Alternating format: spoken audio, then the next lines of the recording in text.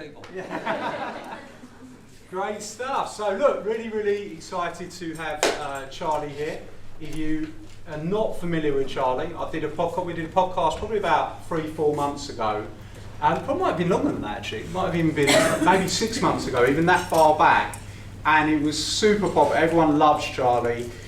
His stories are fantastic. He's built a fantastic business in London. You know, one of the most well-known businesses certainly in your sector in London, and also built an amazing personal brand. Been super successful. And you know, he's come here today to share, you know, some of the lessons, and he really believes in helping small businesses and giving back. So, you know, for that, give him a big round of applause.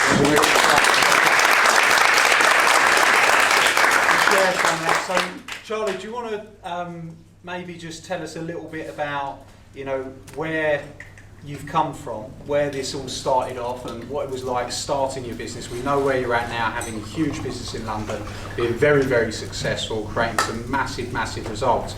But how did that all come about? Where did we start? Does anybody or most people know of Pimlico Plumbers? Yes. Yeah, so quite a few, yeah. So I started off as an apprentice plumber when I was about 15, which was the best thing ever. Left school at 15, not very educated, not that much academic, and I look back now and realise it was a big mistake leaving at 15. I should have left at 14. Because once you know what you're going to do and your mind's set on it, the quicker you do it, the better. And I don't think there's no better way than sort of earning money while you're learning. It's never too early to earn money. So I do an apprenticeship, finish, become self-employed, and a few years later start Pimlico Plumbers in the Pimlico area. And that sort of grew over the last 41 years. And I think we was employing about 450 people at the end, and turnover was 50 mil. And you know, that's quite big money in plumbing industry, you know, especially all domestic work. So we had a very good reputation, and I realised also business it's not an overnight sort of thing, it's a long-term venture. And if you're good at it and you're doing it 30, 40 years down the line, then you're going to be successful, that's for sure. We was very good on branding, and that's for sure. It was probably the most recognised plumbing company in the world, certainly was the best. So the PR and the marketing and the branding of it is so important. You know, you could be the best company in the world, and if nobody don't know about you, it's pointless. So that is so important. And you know, there's been lots of ups and downs on the way. I mean, a couple of times we nearly went bust, and that just makes you more stronger. And the first change I think we noticed when we started employing people. And you know, I will say to anybody, the worst thing in business is employing people. You know, because of all the problems, and well, it is, it just happens. But it's also the best thing. You know, it's double-sided. So, you know, without it, if you don't employ people, I don't see anybody becoming, you know, over-successful. Does everyone here employ people? Is there more than, or you all, everybody employ people? Quite a few. Needed to find the right person. Sorry? Needed to find the right people. Yeah, of course. I mean, but they're out there. The right people are out there. You know, you just get to, you know, the better you can offer them position and whatever you offer them, money, facilities, incentives, the better the people you get. And your business is as good as the people you get. And they are out there, that's for sure. Not everybody wants to be a leader. Some people are just happy to you know, be part of a good company. But that's the big changeover. So most people go through, they start a business off, and all of a sudden you're doing everything yourself. And same with me, you know, I was doing estimating, I was doing the job, I was doing the wages, you know, doing emergency work at night, like probably most people. And then all of a sudden you think to yourself, you know, I can't keep this up. And the artist is knowing when to start employing people. And I would say to anybody, if you want to grow your business, the more people you employ, the better chance you've got of making it. You know, because there's some good people out there. You know, you can get accountants, you can get sort of estimators, you can get sort of telephone people that answer, call centre people.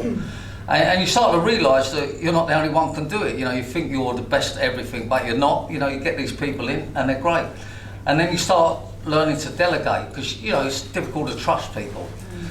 And then once you start employing people, your business will start to grow, that's for sure. Because it's got to become cost effective, and you're not going to employ 10 people and not have the income coming in. So I would say to anybody, do it gradual, you know, do it part-time, then, you know, then sort of a couple of full-time people. And, you know, just keep growing, just keep employing people, and you know, all of a sudden you've got loads of you all like sort of drinking from the same teapot, basically. You know, you all want to make money, you all want the business to go, and incentivise people as much as you can. We used to have in our office building in the end, you know, gym, subsidised canteen, roof garden, barbecues at lunchtime, and we used to do like boat party, Christmas party, other get-togethers. And you sort of find the more you can sort of, you know, make the business sort of interesting to everybody, the better the people, the more they're going, and happy people are going to be more productive. I built the business up, and we sold it last year, I think it was October, for about 146 million. I know you think that's not a lot, but it is.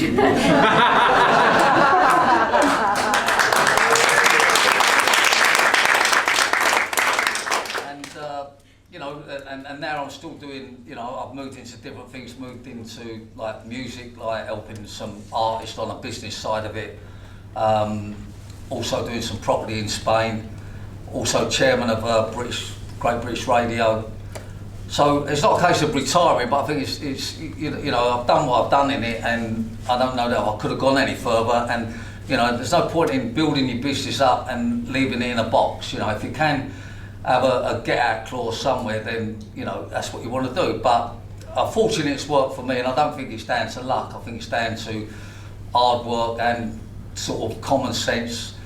But on the way, we, you know, nearly went bust a couple of times with recessions, and I think in all business you're always going to have ups and downs. That's for sure. And I think when you do go right down, I mean, we went to see 2 liquidators once to go bust. We was that much in trouble, and this was, I think, in the early 90s, and you know, we were so close to going, and we would have gone bust other than, you know, the one liquidator said, you know, you're going to lose your house, you're going to lose everything, you might as well fight for it. I mean, hopefully nobody gets in that position, but them things are out there. There's plenty of sleepless nights to come. There's plenty of light worrying. We've probably already got it. Looking at some of you, you've already getting them. That's all out there, but you know, there's good and bad, and at the end of the day, you know, there's no business like your own business. And it's so, you know, it's such a great journey when I look back on it and think, blimey, you know, I started off as a plumber. All I ever wanted to be was a plumber. That would have done me, you know, loads of dosh, loads of money. And, you know, working for people and people appreciating it, and that was great. And then, but then as soon as you start employing people, it's sort of, everything changes. It gets serious, it gets real. And if your aim is to make money, then that's what you've got to do. I mean, and there's nothing wrong with that, you know, there's nothing wrong with wanting to make money and be successful.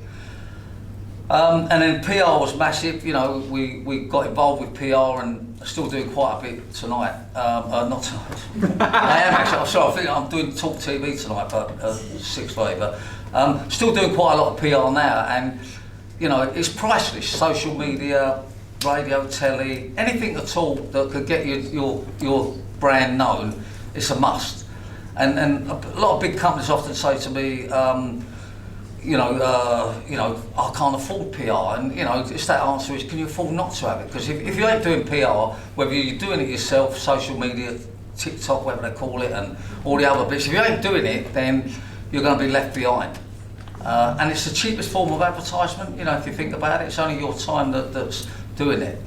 So it's so important. If we go back, Charlie, to the point where you've moved, you've started off, you're a plumber, and you're running your own business, and you're talking about the employment stuff and actually bringing someone in. What was kind of the thing for you why did you get to the point of bringing your first people in? What was it like for you? What was your mindset like at the time? Did you feel like you were doing everything yourself and you've made this big move, this leap? What made you do it? Do you remember that? And what was the kind of the first return on investment you started getting from having those people? And where did that sort of propel you? What was the journey like? Trying to get like a picture. Well, I think you get to that stage where you just ain't enough time in the day. You're tired, and it's just, you know, you're just starting to make mistakes. And as soon as you employ someone, it changes totally. You know what I mean? And you think, God, I can't believe this. You know, like you're offset. You give them all the shit stuff, obviously.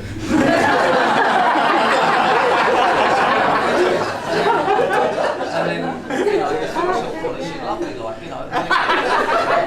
And then you know, you start taking on another one, you think, God, this is amazing. But the downside is, you know, picking the right people. But the plus of it is, you've got like, you know, you've got someone helping you with your workload and let them take the problems. And did you find it quite, like from a natural perspective, did you find it quite natural to delegate things? That's something that you struggle with at first, giving I stuff struggle away? like anything. You know, because, you know, it's your thing and you think no one's as good as you here and they won't do it as well. I mean, we all think the same and you think, no, they won't, you know, and you're watching them and all that and you know,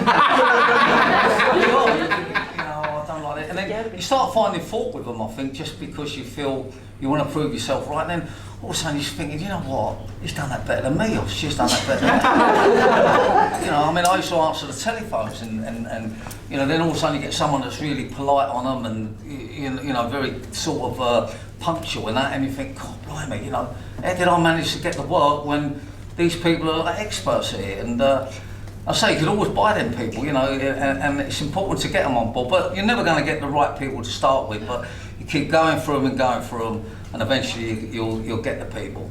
And what we've done at Pimlico, we had a sort of book with all their terms and conditions, all their do's and don'ts, and we called it the Pimlico Bible. And you know, it got so complicated saying we want our members of staff to have this uniform on, we don't want, you know, shorts and vests and, you know, just have a look at tattoos. No, you know what I mean? We didn't want people with tattoos all over here and, like, you know, cut me here and all that. And so we set our standards, and then by doing that, we put it all in a book. And it was simple that, you know, somebody came on, they read the rules and regs. So whatever way you want to run your business, put it all down in a book or a folder or maybe a computer, wherever you do it. You know, your dress code, your working hours, how you expect them to conduct themselves. And once you've got all that, if everybody's then sort of drinking from the same teapot, and it's a lot simpler. You know, you haven't got to go around saying to people, oh, you're coming in late and we all start at 9. You know, that's their working hours. And once you get there, if you get people working the way that you expect it to be, then the end result, if it's right, it'll work. It's a winning formation, basically. Absolutely. And then when it comes to moving to the marketing in your business, when you first started off, probably getting into a bit of word of mouth, what was the first type of marketing you did back in the day? Like, one of the things that we've been really working with people on is marketing, understanding who their ideal client is, understanding how to get the message to the ideal client. And one of the things that a lot of people are interested in, of course, is social media, but old school like methods 100% still work, and really it's all about getting the message to the right person, isn't it? What sort of marketing did you do in the beginning? And because obviously you moved to doing lots of PR, and we'll certainly go there in a moment. What was some of the stuff you did in the early days? Well, I think in the early days, your sort of yellow pages and your like little ads in shops and local papers. I think that's the normal start-off point. And then obviously there wasn't so much social media then, or if hardly any, I think. And you just sort of progress from there, whether you go on to radio, whether you go on, if you can get TV stuff. Like there's so many forms of advertising or marketing, and it's all about your budget and how much you want to spend. You know, there's countless magazines, countless sort of online things you can go onto now. If I'm being honest, we found our best form of advertisement and the cheapest was our vans. You know, vans driving around London, it doesn't cost you £2 kind of thing, and they're out there, and that's an amazing marketing. And you know, I can never work out any business that runs a business that have vans or cars and they don't have their name on it, because you know, it's so obvious. You see taxis, you pay to advertise on a taxi or a billboard or a bus or something, or a train. So if you've got vehicles, you know, it's a must to get your sort of company sort of profile out there on a vehicle. It's one of the best forms of, well, it was their best form of advertisement. And we stepped out more on that. We had plumbing related number plates, so that caused a lot of interest. There's many things you can't, you know, there's not a right or wrong way of advertising, but it's all about recognition. And if you happen to get recognised for the right reasons, then all the better. And if you get into like the media side of it, you know, TV, I think it's about, if you was paying for it, it's £100 grand a minute. So if you get on a news item, imagine you just had 100 grand of advertisement. 100%. A very first TV program we've done, documentary Posh Plumbers. I think it was on for an hour. And anybody, any accountants here. What's 100 grand for 60 minutes? 6 mil, isn't it? 6 mil. Is it 6 mil? Yeah. Yeah? Anyone? Any accountants? Sean really don't want to get involved. He said he's an accountant, but we've got our doubts already, right? Here's 6 mil, Charlie. Yeah. So you have this TV programme, and once it's out there, and the producer says, I couldn't tell you at the time, but you just had £6 million worth of advertisement. Yeah. And we've had that so many times again, and then every time we was on the news, another 100 grand, and you know, and that's what you've got to be looking for. And you know, I don't think it comes to you. You just got to put yourself out, make yourself. I know everybody knows you've got to make your business different, and you've got to go that extra mile, and you've got to have, you know, I won't say gimmicky things, but you really have got to try and step it up, because I've worked it out, you know, a long time ago. If everybody was the same, like in plumbers, everyone would be a millionaire, and they ain't. So, you know, you've got to be something different. Yeah. So marketing and PR is so important, and branding. Yeah. Once you've got, you know, you want to be able to. We had our logo, like an oval shape with Pimlico Plumbers on, and that got very well known. And you need a logo with your business so that people can look at it and sort of get it. And also, if you can put what you're doing in the logo, like we was Pimlico Plumbers, so as soon as anybody looks at that, they know what you're doing. But some people just put, you know, JF, I don't know, Smith and Sons, and it's meaningless. You know what I mean? So if you can get it in there, I mean, it makes such a lot of difference. Sorry, what's that? Yeah, I wanted to ask you about how you consider yourself from an identity perspective. Obviously, as a business owner, as an entrepreneur, but do you consider yourself to be a marketer in your own way, or do you consider yourself to be, in terms of the skill sets, when we look at the skill sets of a business, obviously sales is a big skill set, managing people is a big skill set, the strategy, but what do you think was, obviously you've been able to take a industry and been able to do some very unique things in that industry. So what do you think it is that you were able to do that the others have not been able to do? What do you think were the key elements? I think one is taking chances, which is a must. Yeah. Because if you don't take a chance, you're just always going to be held back. So you've got to take risks and chances. I think, and another thing, I'm never worried about being wrong or right, as long as you're more right than wrong. It's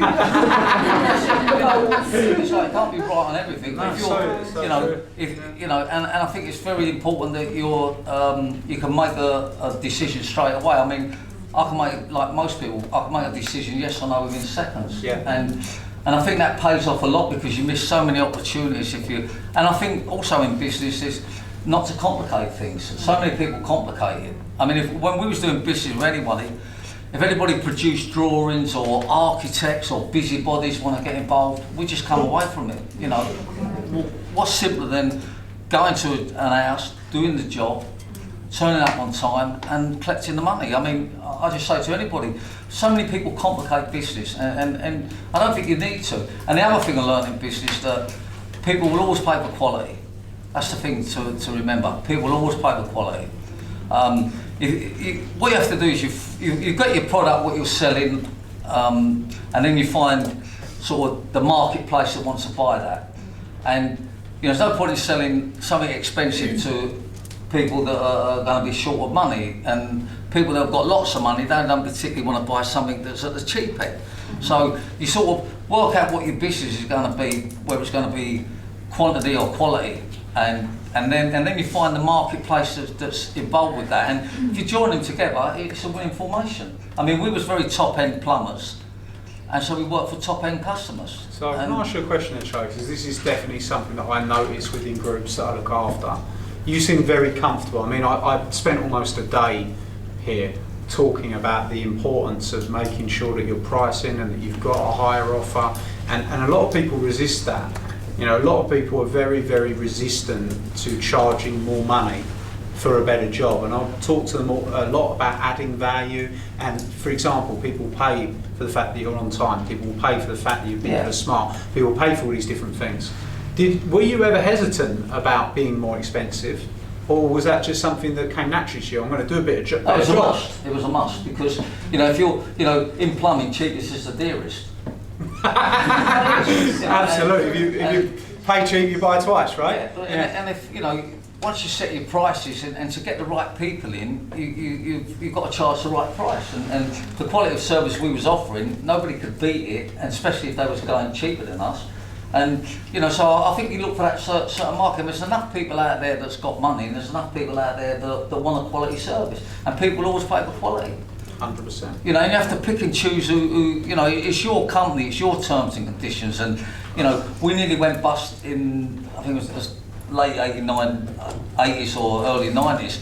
And that was because people owed us money. You know, we, like most people, we give them credit. We changed that overnight. It was the difference of surviving or not. And we made all our work payment on completion. And it just went better and better and better. Because most people go bust because people owe them money. So you lay your terms out. We used to give people credit, and I think at the time we was owed 80 grand. Doesn't sound a lot now, but it's, you know, it was enough to send us bust kind of thing. We stopped it. We done everything payment on completion. We told their customers, you ring up, payment on completion. And, you know, we had a system in the end. If the Queen rung us up and she couldn't pay us, we wouldn't have gone there. Exactly. We said, you know, everybody has to pay. And, you know, fair enough, isn't it? Yeah. But why should somebody go bust that's working their socks off, working every hour under the sun, for somebody to take advantage of them? It's shocking. But people do, don't they? Well, they do. But a lot of people said at the time, well, you're never going to be able to pull that off.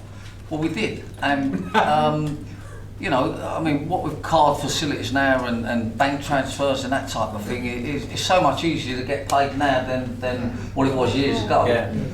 But again, you've got to be brave enough to take that chance. But I think with anything you do in the business, but I don't think you've got to do anything extra clever. You just got to be like very positive in, that's how I'm going to run my business. And, you know, if you can get the right customer and it works, obviously it's got to work. I mean, whether it be a product you're making or selling or a service that you're providing, I believe in quality will always, you know, always get through. It's like, you know, if you want to buy a suit and you want to go Marks and Spencer, there's nothing wrong with that. But there's a big market for a suit at Savile Row, but you've got a limited amount of customer. But, you know, I think there's so many people about anyhow, do you really need millions of customers? I mean, when I first started off, we didn't need to move out of Pimlico. We had enough work in Pimlico. Then as we grew with Chelsea and Kensington, and we never went out of London in the end, and we never needed to. There's so much work, there's so much, and I think that's the same for you people, like whatever business you're selling. I don't think you've got to sell millions and millions of a particular item. You just got to get ahead of the marketplace. 100%, 100%. And in terms of you building your personal brand, Charlie, which you've done a lot, right? You built the brand of Pimlico Plumbers really, really, really well. And as you said, everybody knew it. It's been, you know, it's something that I actually remember many, many years ago. My dad was a plumber, and then my dad went on to have building and do building companies and stuff like that. He used to cut articles out of the paper of your business. He used to give them to me and said, "Look, they're doing it right." Yeah, he used to say it to me all the time. He used to come to me. He used to leave these articles to me everywhere, all about your business, all the time. And then more so that your brand, your personal brand, emerged. When did you start really getting yourself into the face of it? And when did you realise the power of that? I'd just be really interested to know. Yeah, look, somebody has to front your company, and it wasn't really my strong point, but it seemed to work for some reason. Of course, the more you do, the more, and then, you know, people get to know you and that, and I'm not just saying this, that, you can't go anywhere now without anybody knowing now, which is wonderful, you know what I mean? I'm trying to think, come back on somebody. Yes, it's only Brighton, but again, people are coming up to you. If you go, not in any country, but up any airport, someone will come up to you. So the marketing and the branding of it has worked amazingly. And you know, again, I didn't know it could be like that. But you know, the more you do it, the more, you know. I think I've done about 4 tellies this week and last week, another one tonight. So. They're still like, even now, like... Do you remember the first thing you ever did? Do you remember the first thing you ever put yourself out there on? You thought, well, I've got to do this. Do you remember that? Is there any... Well, I've always done it because I had no one else to do that, and I didn't really understand it. And, that's good, right? Okay, because a lot of people overthink it, right? Yeah. A lot of these guys and girls and, you know, ladies and gentlemen overthink this stuff. Why is it so important for them to stop overthinking and throw themselves into it? I think you complicate things and you feel... You know, you feel that, oh, can I do that, can't I do that? You know, and you know, now it doesn't bother me you know, doing anything of marketing or TV or nothing. It's just, I mean, it's pretty much questions they're asking you already know about, or you're just giving your view and opinion on it. But I think it's just building that confidence up and you know, being assertive. And I'll probably even say that, you know, if you can't do a lot of these things, you shouldn't really be having your own business. And I'm not knocking anybody. You know, if you can't do it, get someone that can do it. You know, there's always someone that can do it. But it's important to you know, get yourself out there kind of thing, you know. And people used to always say to me, oh, you've done that telly, Charlie, and you didn't look good, and you said this wrong, you said that. And my answer is, well, I'd rather it be our company than another company. You know, why not? You know what I mean? I mean, that type of thing. And I think the difference that made our company more successful is the PR and marketing. Absolutely. And did you, so it's interesting what you just said. You said, oh, your mentality was, oh, rather it's our company than another company. But a lot of people also, when they start out, sometimes have people that are negative influences on them. You know, they have maybe they go home, maybe it's a husband, maybe it's a partner, maybe it's a friend, maybe it's a brother, maybe it's a sister. Somebody that says to them, oh, you shouldn't be doing this, or this is an issue, or that's an issue. You know, what were your thoughts on that? Did you just have a mindset of, look, I am my own man, I'm going to do my own thing, I'm going to make it happen? What was your mindset around that? Well, I think what you said is that you are right. Look, if you listen to other people in business, I don't mean someone up here now, but you know, at the end of the day, you've got to have you know, I don't listen to nobody in business, if I'm being honest, you know. Obviously you pick things up, but you know, if I listen to some of my workers, oh, we don't want to do this, we can't do this, it wouldn't have been successful.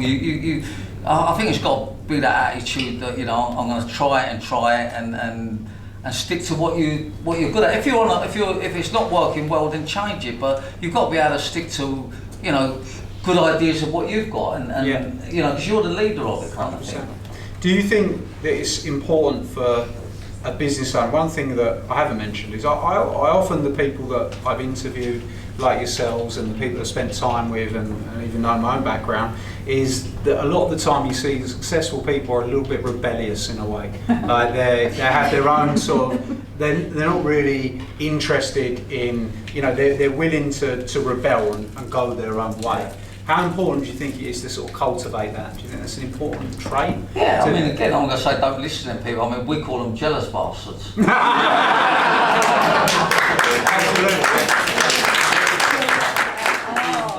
You're going to get all that, you know. The more successful you are, the more haters you get, you know. And I think it's really important, right? It's really, really important. And we haven't actually spoken about that, but that happens, doesn't it? How have you dealt with that over the years? I mean, that's a nightmare, that side of it, but I'd rather have it than not have it, you know. And as I say, the more successful you get, and you get people, you know, personally attack you, and you'll know this and this, that and the other, and, you know, they've done nothing, you know what I mean? You never get someone that's done more than you knocking you.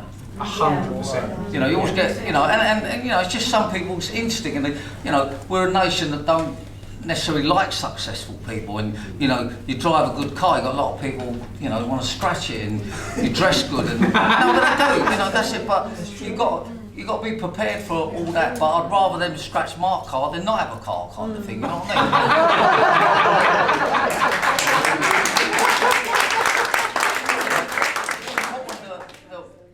That's what's important to that. But believe me, this, to be successful, there's casualties on the way. That's for sure. You know, I've had a couple of wives, and you know, one or two girlfriends, and I'm saying things go on. You know, you could lose your wife's husband, you could lose your marriage, you could lose some family members, you lose friends, you lose business people. But you know, the more successful you seem to get, this is going to happen. Do you know what I mean? I mean, you know, if you put so much into it, there's going to be casualties on the way. You know, that's for sure. But at the end of it, you know, where I am today, it's been all worth it. You know, and you know, people say if you was going to go again, would you do it again? Yeah, I'd go again, but I'd go a lot more bigger. One of the mistakes I made to start with was not thinking big enough.